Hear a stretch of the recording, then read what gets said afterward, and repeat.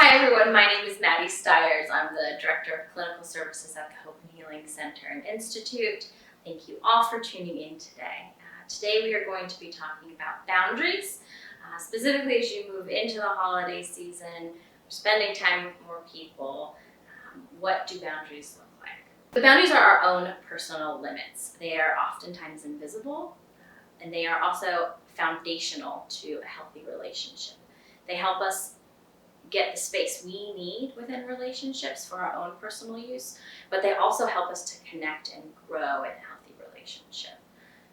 So what are boundaries? What are the most common talked about boundaries? We have physical boundaries. We talk about our bubble, don't get in my bubble. We have emotional boundaries, things that people may say or do that make us feel emotionally unwell.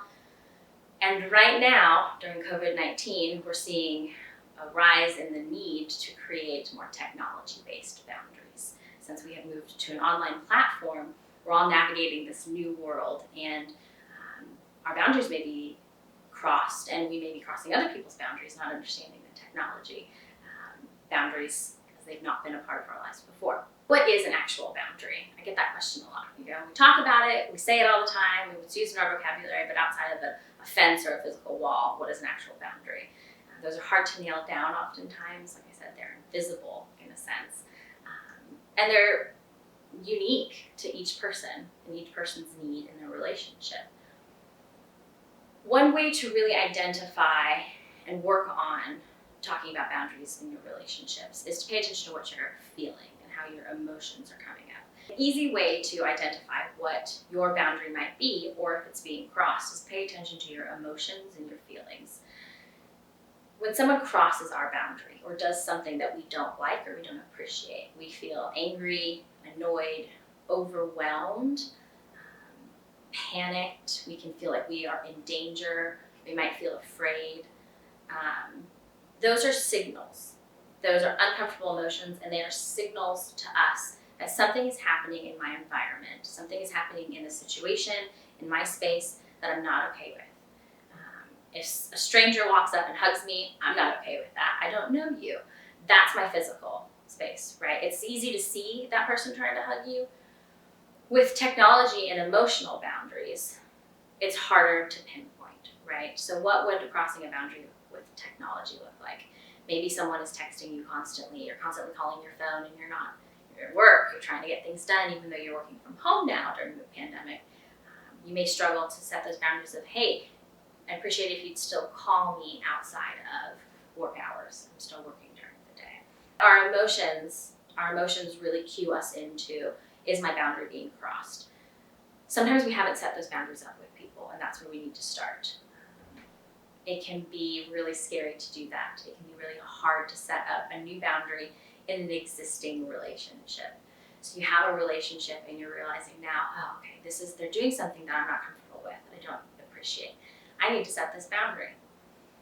Some people, when you start to set boundaries, will not be happy about that. They will not agree with you. They will tell you that you're wrong, and they will become angry or annoyed. That does not mean that what you're asking for is not valid and not right. It means that that person may be struggling to understand your boundary. You may need to have more conversations about why this is a boundary that you're having to set.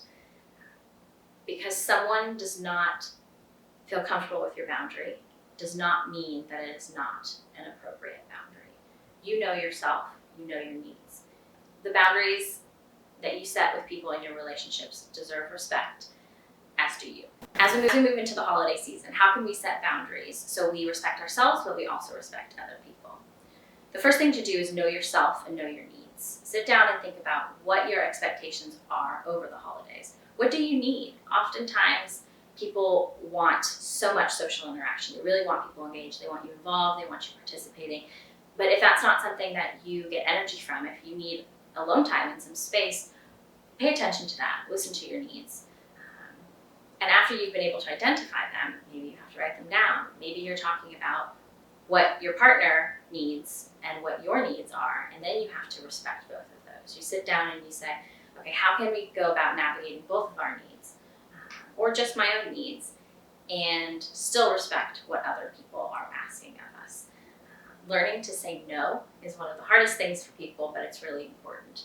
Saying no doesn't mean you care, it doesn't mean you're a bad person. It means that you understand your limits and your boundaries, and you're able to maintain that and respect yourself.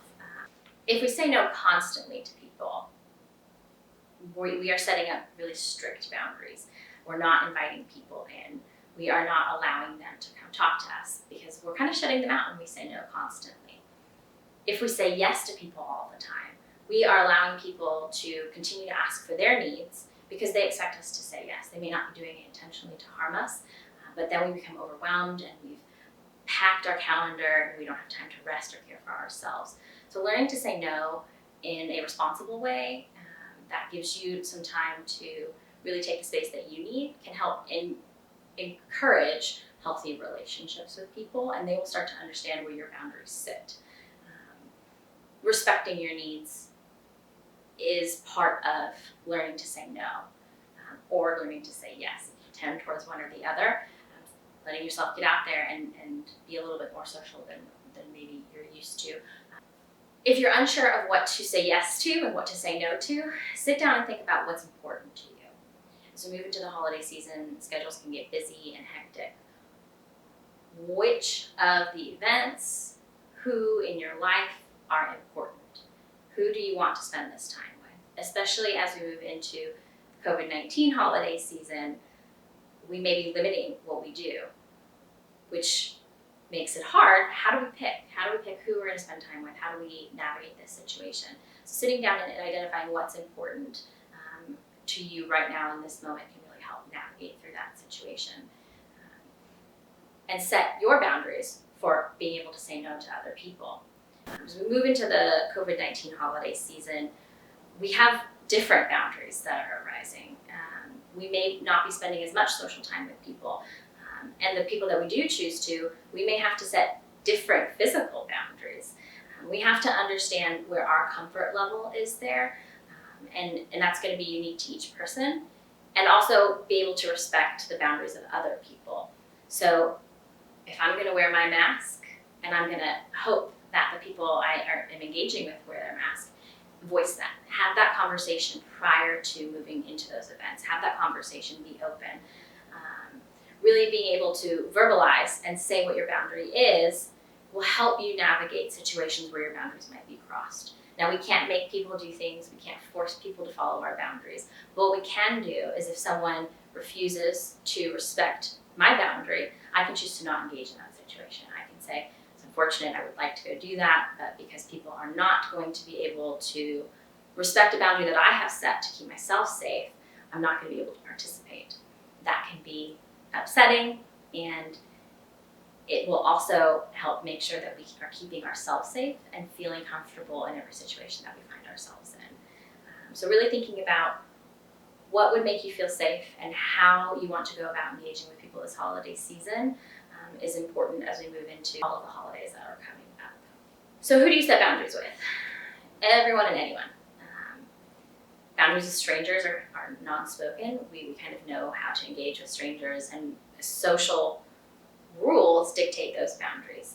Oftentimes as we get into more intimate and involved relationships with people, we spend more time together and we're navigating, understanding what their boundaries are, what our boundaries are, and how to go about doing that.